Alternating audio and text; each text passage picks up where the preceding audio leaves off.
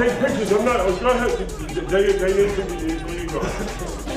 You get pictures of this? This is for you. But hold it. Here's the point, though. And where we at with the Peanut Brothers? What store we at?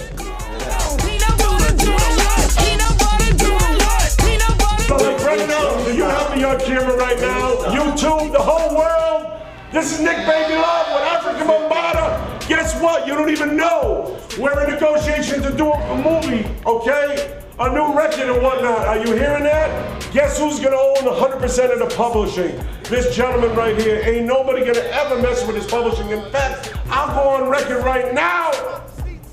He needs all his publishing on Planet Rock, because we ain't titling no movie Planet Rock. It's Afrika Bambaataa, that's simple. And I lost my train of thought on something as I'm running my big mouth. Oh, back to the store, so I'm running my mouth. As usual, he done met with me all over the world we've been. France, London, New York 1,000 times.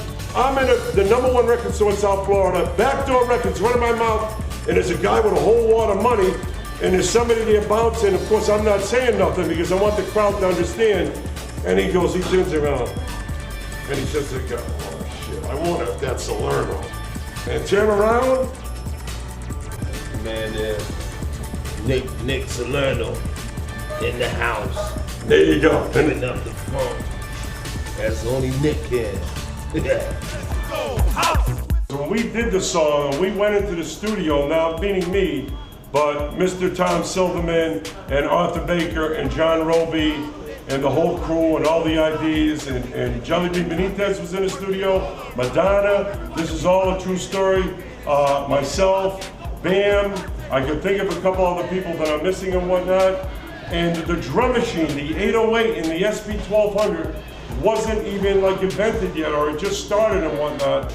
We did the whole thing in the studio. I mentioned who was in there. The bottom line to the situation was we didn't have CDs. We had 8-track. We didn't have cassettes. We had vinyl, right? That's right. We love vinyl till today, right? Vinyl. So I get to test pressing from Silverman. At the time was WKTU Carlos de Jesus. Okay, he's verifying that. He calls me up. We didn't have cell phones back then, right? And I said, Bam, I'm gonna have the guts to walk into Jerry Russian, the most powerful man in the music business, one of the biggest guys, WEDR 99 Jams, all right? I'm gonna tell a story, you can elaborate. I got the guts to walk in with the record in 1981, right? Because that's when we broke it, because it broke first. He'll tell his side of this. I bring it in Jerry by myself, and of course it's like, what's that Italian doing in here bothering me? You know, 81 switches to 82. What? 82. 1981 switching to 1982. And there you go, bingo. And so, Vibration 1982. so what's the town you're gonna do there in Miami? You know, because WEDR would always break new music. They're still one of the top 10 stations in the world. They streamline now and whatnot. They broke the record. And so bottom line is he puts it on the turntable. He picks it up. They call 911. The police comes. He's trying to buy a case of Lysol. It's the funkiest record he's ever heard. I'm over-dramatizing, you get the point, right? The thing was so funky, what did he do again? Did he pick up the record and play it again? Played it again and again. And again. That was going crazy. And then the next day, even though there was no that BS media base, and even though it's important in